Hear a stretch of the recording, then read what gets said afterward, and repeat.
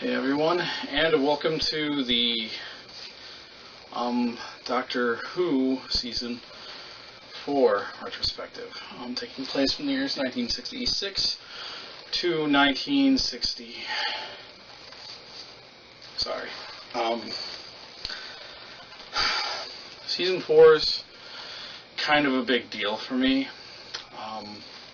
because it sees the end of the first Doctor's era, William Hartnell, and the transition to the second Doctor, Patrick Troughton. And, you know, I want to do something big for it.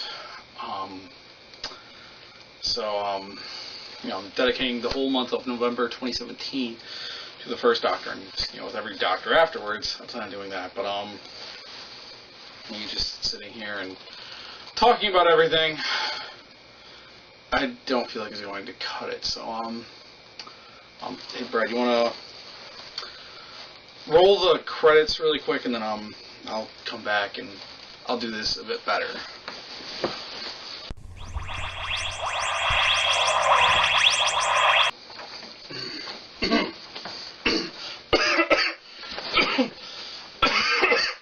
Sorry. One sec.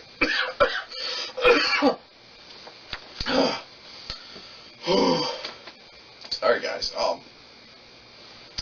just wanted to, get changed into, I guess quick spoiler for my cosplay plans. I'm doing, you know, the Doctors as I proceed through the series, up until the 13th Doctor, you know, the first female Doctor. I'm not into, you know, gender bending, crossplaying, whatever proper term there is. So this is the start to my first Doctor cosplay. And before I get any nitpicking and complaints, this is what I could do from a thrift store thing, and most of the Doctors are just going to be one-offs. I had some stuff before, but things came up, and I lost a few things. So I'm still looking for the wig, but we'll deal with that stuff later. You guys are here for, you know, Season 4. So, you know, go through arc synopses, companion notes, long-term stuff, etc. So, right. Sorry, not feeling 100%, you know, fall weather, season changes. So, some quick arc synopses. The Smugglers, basically. At the end of Season 3, it was, you know, the first Doctor, Mr. Hartnell, Ben, and Polly. You know, they hopped in the TARDIS and they went off. And they find themselves actually in the 1600s and come across the treasure of Samuel Pike. You know, an infamous pirate who stole treasure from another pirate, Joseph Longfoot, and get caught up in a situation with that. You know, they need to help find the treasure, otherwise they'll be killed. Or, I guess they'll find the treasure and then they'll get killed. It's a very bad situation to be in, but, you know, have to see what happens. And then, the second arc of the season, the 10th Planet. You know, a lot of big things happen in this arc. First off, it's the introduction of the Cybermen. For those casual fans of Doctor Who, the Cybermen are another long-standing, you know, villain, like the Daleks, Sleeping Angels, and apparently Season 4 is where the Cybermen were introduced. Basically, the crew find themselves in the 1980s, and for some strange reason, another planet has appeared in the sky, known as Mondus, which is basically a twin planet like Earth. Anyway, the Cybermen come down from Mondus, sorry, to, you know, collect energy and keep their planet going. Unfortunately, also, in the midst of this, there's something up with the Doctor. Like, you know, he's not feeling very well, like, he's very tired, and just, it's not good. Whenever you have the smartest guy in the universe, omniverse, whatever, and he can't really help you very much against the very real threat that the U.S. cannot handle. And the reason for this is because this is the regeneration of the Doctor. And, I'll come back to this later on, but, it's where we see go from William Hartnell to Patrick Troughton, and I want to talk about that later. I want to get through the arcs first. Then we move on to the power of the Daleks. Basically, it's Mr. Troughton's first arc, all, doing his own thing, and they end up on the planet Vulcan. Basically, some scientist has found several deactivated Daleks, and wants to reactivate them, so he can use them for essentially like slave labor. Think of it like your Roomba, except, it wants to kill you. So I guess maybe it's not too different from Roombas. I don't have one. I probably could use it though. Whatever. So basically, it's up to the Doctor and crew to stop the Daleks. If they turn on us. So yeah, that was a cool, interesting arc. But next up we've got the Highlanders. They go back to 1745 Earth. Basically in the Scottish Highlands. There's a large battle between the Scots and the English. And, in the end, this ultimately introduces the character of Jamie McCrimmon. A Scottish young man who joins the Doctor for many of his adventures. And I think it's pretty cool. I liked Jamie in this season. And, again, I'll talk about him a bit later. Following that, we have the Underwater Menace. Basically, and I'm not even kidding here, the Doctor and crew end up in Atlantis. Yes, the Lost City. I'm not even kidding. And they come across, Doctor, a scientist from the Doctor's past, who has plans to raise Atlantis back to the surface. But the Doctor is very suspicious of Dr. Zara's plans. It seems like there's some ulterior motive to this, and it's up to the Doctor to figure out what's going on and hopefully stop any dangerous activity that comes up. It's another cool, interesting arc. I enjoyed that. Then we come to the moon base. Oh my gosh.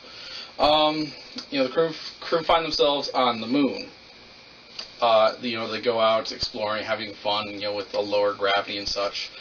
And they stumble across a base. I forget what year it is. It's like somewhere in the 2100s, if I recall. But, they go to the moon base, talk with people, and they find out there's some weird illness going around where people are just falling unconscious, and it's really starting to affect the crew. And it's really bad because this moon base station actually has a device that helps to control the weather on Earth. So that, we don't have to deal with, tornadoes, hurricanes, too humid days, I guess. Stuff of that nature, which is cool. But, if you don't have people there to operate it, you have a problem. And it's up to the Doctor and crew to combat this illness. Next, we go on to the Macra Terror. Basically, the Doctor and crew wind up on another planet. Doesn't say where. It's a mining colony. It seems pretty, nice and idyllic. People are happy, working hard. But there's some sinister puppet master behind the scenes pulling the strings. Because what they're mining for is some gas that is actually very poisonous to the people. And, after an extended period, can ultimately lead to death.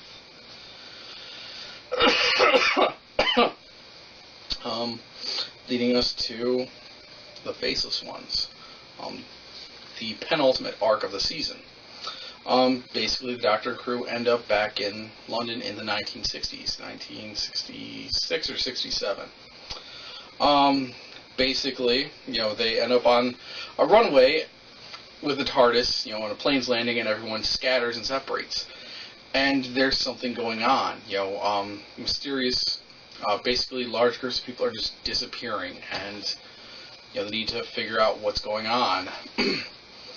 And, of course, the Doctor and crew work on that case. And another big thing with this arc is Ben and Polly, the two characters from, the end of Season 3, ultimately leave the group. And really quick, I've talked about how I didn't care for them as much before. And, it still stinks that they left. Like, they were good characters. Their actors did good jobs. It's just, whatever, I'll talk about that later. And then finally, we move on to the evil of the Daleks. Basically, after the Faceless Ones had wrapped up, someone had apparently taken the TARDIS, and the Doctor and Jamie have to find it. They track it down to an old antique shop, but there's something more sinister going on behind the scenes. And I guess, as you can figure from the title, the evil of the Daleks, they're kind of behind this. God, sorry. So the Doctor and Jamie have to figure things out, and they also get another companion, a young woman known as Victoria. Basically, she was a captive of the Daleks, and they were using her for stuff. And guys, can we cut? I need a drink of water. I'll come back next with companion notes. Just to quickly talk about their stuff. So give me a sec. Okay. Sorry. Getting over a cold, apparently. I'm back. Companion notes. Basically, I talked about, in the season we had Ben and Polly from season 3, Jamie McCrimmon, and Victoria. And also I will talk about Mr. Hartnell, the original Doctor, as well. Starting with Ben, he was introduced in episode 123 and lasted until episode 162. Basically, he was a sailor that Dodo met whenever Dodo was still around before she left unexpectedly, unfortunately. I built a relationship with Polly. They joined the Doctor at the end of The War Machines. Obviously, the guy was meant to be kind of the muscle for, being a sailor. And honestly, I didn't care as much for the guy. The actor, he did a good job. But Ben, the character, was just always, bitching and moaning and complaining. And whenever the Doctor and crew ran into any opposition of, this official person, I want you to leave the ship. Ben would be like, well, screw him, let's just leave. And it's like, Ben, we are the only people who can do anything about this. You really want to leave right now? Okay. That felt better. One sec. Sorry. Time schedules and stuff, I gotta keep up. But, yeah, so he kind of just rubbed me the wrong way. And again, just their introduction of, I have this key that I have to return to the Doctor that opens the freaking TARDIS. God, that annoyed me so much. But whatever. I don't know. And I don't know what else to say for him. So, some quick notes for after he left. I guess, he managed a pub and acted occasionally. Appeared in a few films, Satan's Slave, Terror, and Neither the Sea Nor the Sand. But unfortunately, passed away at a younger age, in December 1988. He had a heart attack because he had a heart condition. So I believe he was, I think it was 36 at that time. I'll make note of it.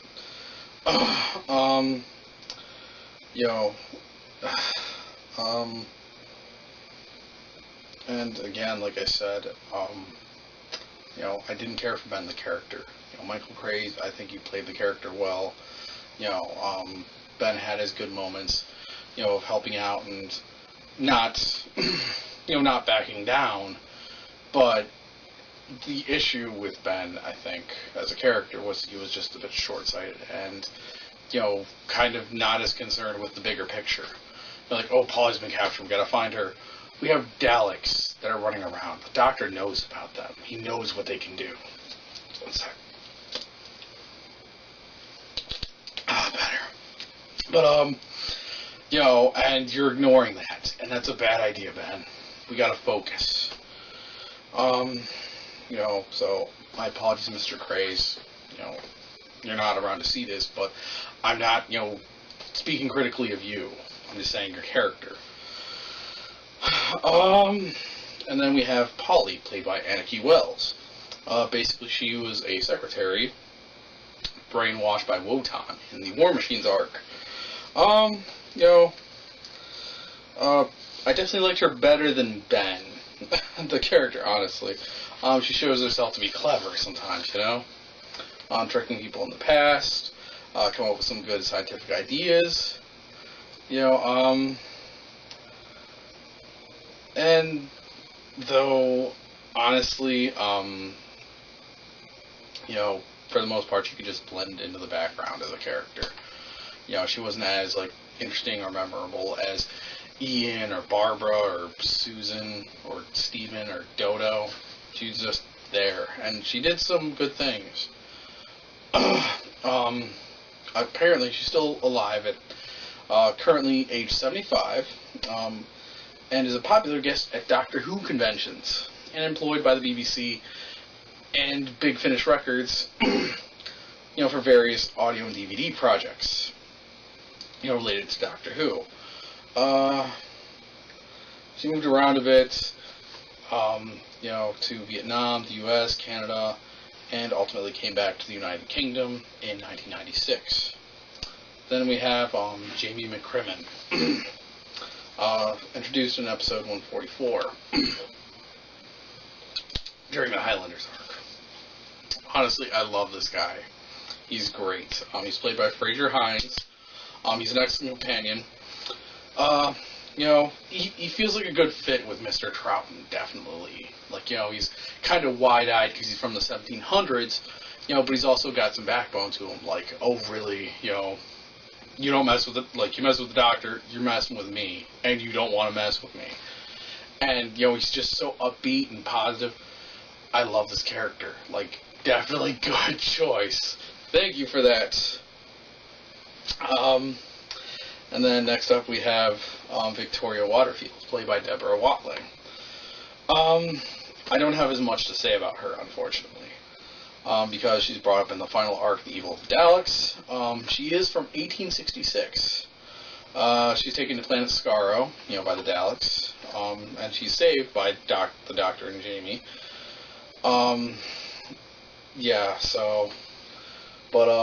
She wasn't able to do much because she was just a hostage, so that her father would help out the Daleks. So I don't have a lot to say about her at the moment. But, I'm sure we'll see more in Season 5. And then, finally, we have the First Doctor. William Hartnell, from Episode 1 to Episode 134. He played the First Doctor for 4 seasons across 134 episodes. He was a good guy. He was a bit harsh in the beginning. But, he played the part of the Doctor well and paved the way for the others to follow. After Doctor Who, he made an appearance for the 10th anniversary special, the 3 Doctors, so I look forward to seeing that. But due to health issues, was reduced to a minor role, only making a quick appearance. And then passed away in 1975 at the age of 67 due to heart failure.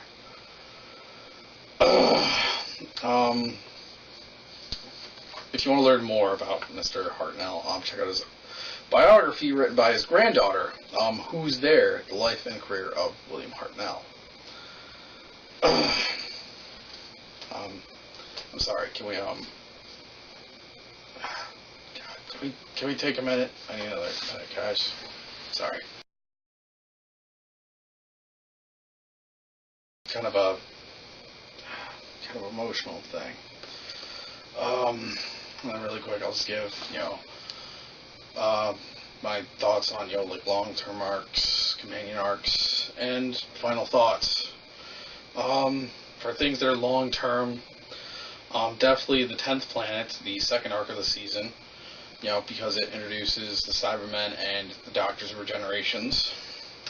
The Power of the Daleks, because it's another Dalek appearance, and it has a few interesting things, and also I believe this arc actually had a few live episodes where I got to see the Doctor. And also finally the Evil of the Daleks. Because the Dalek Emperor is revealed.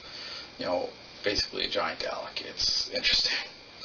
And then for companion-related arcs, the Highlanders, because Jamie joins, the Faceless Ones, when Ben and Polly leave, unfortunately, as well as the Evil of the Daleks, where Victoria joins.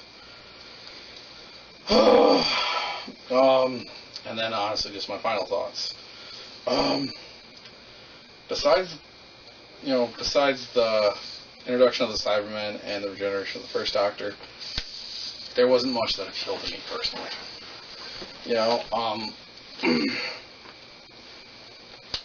I didn't care as much, for Ben and Polly. Ben was kind of whiny. Polly could just disappear into the background. But, yeah, I mean, I like Jamie. Victoria, I don't know yet. And Mr. Troughton honestly kind of bothered me in the very beginning. Like, the first arc, he's kind of an obnoxious child. Fiddling around with his flute and stuff, and it's just like, what were you guys thinking? But, honestly, I'm doing this, I'm finishing this. Yeah, but, eventually Mr. Troughton grew on me, so I like the second Doctor so far. Damn it, sorry.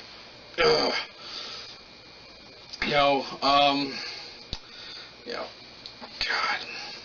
So I want to say, thank you to Mr. Hartnell for everything he did as the first Doctor, and, I've heard that, Mr. Hartnell personally said, I think Troughton would be a good replacement. So I think you made a good choice, sir. And speaking of Troughton and all that, I want to talk about how the regeneration took place in the middle of the season. With the other Doctors, it's at the very end of the season. I think they did that, partly because they wanted to see, if regeneration worked, as a concept, like would the fans gravitate towards it. So you don't want to end season 4 with, the Doctor leaves, because you won't know, it'd be a bit of a gamble to say, okay, season 4, we're bringing in Patrick Troughton. I mean, season 5, sorry. But, with, doing it, like, in the middle of the season, you get, okay, here's this new guy, do you guys like him, do we get the ratings? Yes? Cool, we're gonna keep doing it then. No? Okay, well, we had a good 4 seasons of Doctor Who. Sorry for wasting your time. And I can appreciate that, That's fine. God, it's hot in here, sorry. Yeah, I'm trying to think of what else did I say. I don't know. And, God, sorry. Guys, I think I'm gonna need a minute.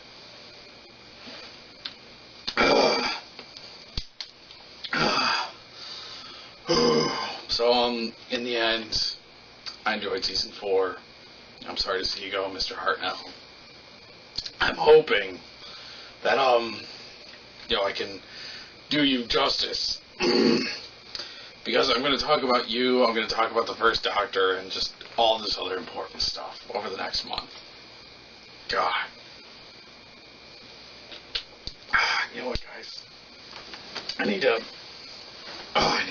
lie down. Oh, God.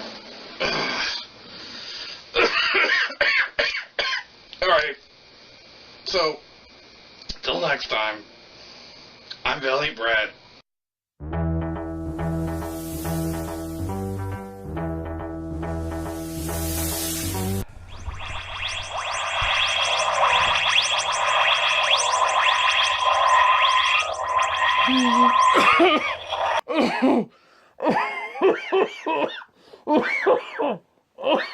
Oh, oh dear. Oh. Oh dear. What happened? Oh, my head. Ah. Oh, my head. Oh dear, my head. Perhaps I could use some aspirin. Lights. Right. There we go. Hi, Doctor. Care to explain what's going on? Quite honest, Mr. Valiant, I'm not entirely sure myself. Though, I would posit the theory that perhaps this has something to do with your work as the character investigator. Okay, that's a little weird, but I'm listening. Perhaps you are getting a new character, as it were, and I'm here to help ensure you tell the story properly. I'm not following. With the passing of my character, does it not seem an opportune time to talk about my adventures? Oh. So, what did you have in mind? Ladies and gentlemen, next time on The Character Investigator, yes? Right. I will present to you the adventures of the First Doctor, his companions, and the story of Mr. Hartnell. Until next time, stay safe.